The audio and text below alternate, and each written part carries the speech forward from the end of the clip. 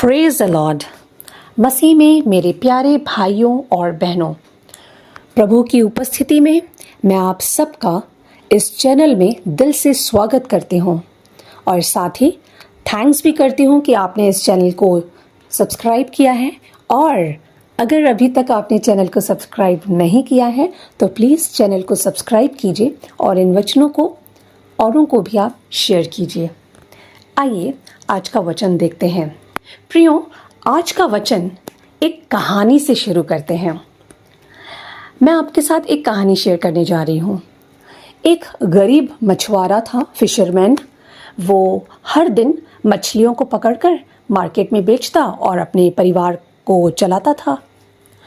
एक दिन जब वो मछली पकड़ने गया तो उसे एक बहुत ही बड़ी और कॉस्टली फिश उसे पकड़ में आई, उसकी जाल में आई।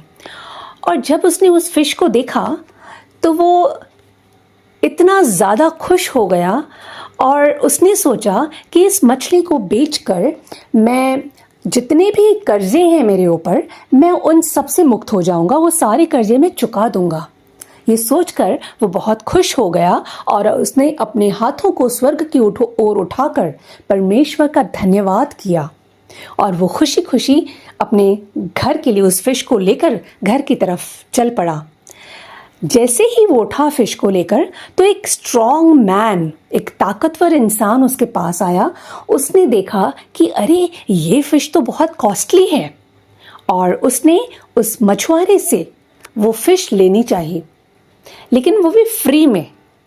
वो अपनी ताकत का जोर दिखाकर उससे वो फिश को लेना चाहता था, लेकिन जो फिशरमैन था, जो गरीब मछुआरा था, उसने उस फिश को, उस मछली को देने से इनकार कर दिया। दोनों के बीच में काफ़ी बहस हुई और फिर हाथापाई भी हुई। लेकिन जैसे कि मैंने आपको कहा कि वो बहुत स्ट्रॉन्ग था, बहुत ताकतवर था, उसने उस गरीब मछुआरे से वो मछली छीन ली और चला गया। जैसे ही उसने उससे मछली छीनी तो उस मछली ने उसके अंगूठे को काट दिया और उसमें वो घाव हो गया। वो तो घर चला गया और डॉक्टर के पास गया और उसने उसकी ड्रेसिंग करवाई। डॉक्टर ने उसे 3 दिन बाद आने के लिए कहा। जब उसने 3 दिन के बाद वो वापस डॉक्टर के पास गया और फिर खोल कर देखा तो उसका घाव वैसे के वैसा ही था। डॉक्टर ने देखा और उसे कहा कि तुम्हें पूरा अंगूठा काटना पड़ेगा, नहीं तो ये घाव और बढ़ सकता है और आगे चल के शायद तुम्हारी बाँह भी ना काटनी पड़े, हाथ ना काटना पड़े, इसलिए तुम अंगूठा कटवा लो। उसने अंगूठा कटवा दिया और फिर ड्रेसिंग करके घर चला गया। कुछ दिनों के बाद वापस डॉक्टर के पास आया। अब वो घाव वैसे के वैसा ही था, उसमें कुछ भी चेंजेस नहीं था। अब डॉक्टर ने कहा तुम्हें ये हाथ काटना पड़ेगा, नहीं तो हो सकता है तुम्हारी बाँह ना काटनी पड़े। वो हैरान हो गया, उसने हाथ कटवा लिया और फिर से गया कुछ दिनों के बाद डॉक्टर के पास, लेकिन वो घाव तो वैसे के वैसा ही था, उसमें कोई चेंजेस नहीं था। अब वो परेशान हो गया। जब वो घर गया तो कुछ लोगों ने और उसके घर वालों ने उसे कहा कि तुम सोचो कहीं तुमसे कुछ गलती तो नहीं हुई है, क्योंकि ऐसा तो पॉसिबल नहीं होता ना। जनरली ड्रेसिंग करवाई जाती है और ये सब काम जो डॉक्टर्स करते हैं उसके बाद कुछ ना कुछ तो चेंजेस आना चाहिए। कोई चेंजेस नहीं था। अब लोगों ने उसे कहा तुमसे कुछ गलती तो नहीं हुई है। उस इंसान ने कहा हाँ, गलती तो हुई है, किसी और की मेहनत का किया हुआ मैं खाना चाहता था। और उसे पूरी बात ध्यान थी। उसने बताया सबको कि ऐसा ऐसा हुआ था और तुरंत उसके घर वालों ने कहा तुम अभी जाओ और उस आदमी को, उस मछुआरे को ढूंढो, वो कहाँ है, उससे माफ़ी मांगो। वो तुरंत बिना देर किए हुए उस मछुआरे को ढूंढने के लिए गया। काफ़ी देर तक ढूंढने के बाद वो गरीब मछुआरा उसे मिला और उस आदमी ने उस मछुआरे से कहा कि तुमने ऐसे कौन सी तंत्र विद्याएं की जो मेरे साथ ऐसा हुआ। तो उस गरीब मछुआरे ने कहा मुझे कोई तंत्र विद्या नहीं आती, मैंने ऐसा कुछ भी नहीं किया है। हाँ, मैंने ये ज़रूर कहा था परमेश्वर को कि हे परमेश्वर, इस आदमी ने अपनी ताकत मुझे दिखाई है, परमेश्वर आप उसे अपनी ताकत दिखाएं। प्रियो, ये कहानी। प्रियो, इस कहानी से हम 2 व्यूज़ आपके सामने रखेंगे। पहला व्यू मछुआरे के तरफ से। प्रियो, मछुआरे ने परमेश्वर पर भरोसा रखा। उसने लड़ाई की लेकिन वो नहीं जीत पाया क्योंकि वो कमज़ोर था। उसने परमेश्वर की तरफ देखा क्योंकि उसका भरोसा परमेश्वर पर था। प्रियो, हो सकता है आपको कोई गिराने की कोशिश कर रहा हो सकता है कि कोई आपका नुकसान करने की कोशिश कर रहा हो या फिर आपका नुकसान कर भी दिया हो, लेकिन प्रियो, हमें धीरज रखना है।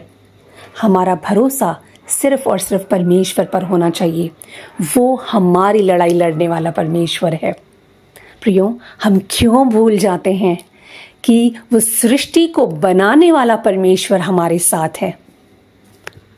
वो सब कुछ कर सकता है।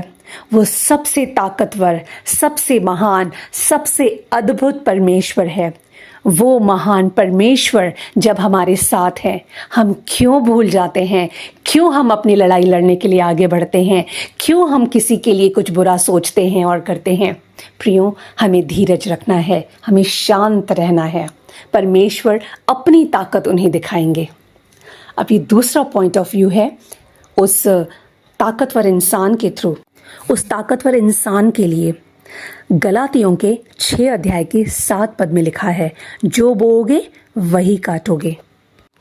इसका मतलब मनुष्य जो भी काम करता है, जो भी कर्म करता है, उसका फल उसे अवश्य मिलेगा, चाहे वो अच्छा हो या बुरा। अगर आप अच्छे काम करेंगे तो अच्छा फल मिलेगा और अगर आप बुरे काम करेंगे तो बुरा फल मिलेगा। प्रियो, ये वचन कहता है, धोखा न खाओ। परमेश्वर ठट्ठों में नहीं उड़ाया जाता, क्योंकि मनुष्य जो कुछ बोएगा वही काटेगा। मीन्स हमारे कर्मों का रिजल्ट ये होता है कि हम जो भी बोते हैं वही काटते हैं। शरीर के लिए बोने का मतलब है सांसारिक सुखों और इच्छाओं के पीछे भागना, जो कि अक्सर हम सब करते हैं। और दूसरा, आत्मा के लिए बोने का मतलब है परमेश्वर के वचनों के अनुसार जीवन जीना और दूसरों की सेवा करना। जो लोग शरीर के लिए बोते हैं वे विनाश की कटनी काटेंगे और जो आत्मा के लिए बोते हैं वे अनंत जीवन की कटनी काटेंगे। प्रियो, इसका मतलब क्या है कि हमें शरीर के लिए नहीं बोना, मीन्स हमें कमाई नहीं करनी, जॉब नहीं करना? नहीं, ऐसा नहीं है। परमेश्वर कह रहे हैं कि हमें ये सब काम तो हम कर ही रहे हैं, लेकिन हमें आत्मा के लिए पहले बोना चाहिए, तभी हम अनंत जीवन की कटनी काटेंगे। वचन ये भी बताता है कि अगर हम स्वर्गीय राज्य की खोज में लगेंगे तो जो वस्तुओं की हमें ज़रूरत है, मीन्स ये जो सांसारिक वस्तुएं हैं, वो हमें यूं ही मिल जाएंगी। तो जो चीज़ें हमें यूं ही परमेश्वर देने के लिए हमारे लिए तैयार है, तो उसके लिए हम मेहनत क्यों कर रहे हैं? इसका मतलब मैं ये नहीं कह रही हूँ कि आप जॉब मत कीजिए या फिर अपने घर की देखभाल ना करें या कुछ और काम ना करें, नहीं, ये सब करें, लेकिन पहला एम जो है, पहला कार्य जो है, हमें आत्मा की तरफ होना चाहिए। जब हम आत्मा के लिए बोएंगे, इसका मतलब हम कोई गलत काम नहीं करेंगे, और जब हम कोई गलत काम नहीं करेंगे तो उसका फल भी हमें अच्छा ही मिलेगा। जैसा कि लिखा है, जो बोओगे वही काटोगे। जैसे उस ताकतवर इंसान ने अपना जोर आजमाया, उसने गलत किया किसी के साथ, उस गरीब मछुआरे के साथ, तो उसके वैसे ही फल मिला। सेम एज अगर हम भी, आप भी अपनी आत्मा के अनुसार बोएंगे, आत्मा के लिए बोएंगे, तो अनंत जीवन की कटनी काटेंगे। इसलिए प्रियो, परमेश्वर हमसे चाहते हैं कि हम अच्छे काम करें, दूसरों की सेवा करें, बुराई ना करें, खुद को पवित्र करें और बुरे कामों से अपने आप को दूर करें, भलाई करना सीखें और उपद्रवी जो भी हैं उनको सुधारें, अनाथ का न्याय चुकाएं, विधवा के लिए कार्य करें। ऐसे सब काम जब हम अच्छे अच्छे करेंगे तो परमेश्वर हमें डेफिनेटली हमें फ्रूटफुल रिजल्ट देंगे। Thank you.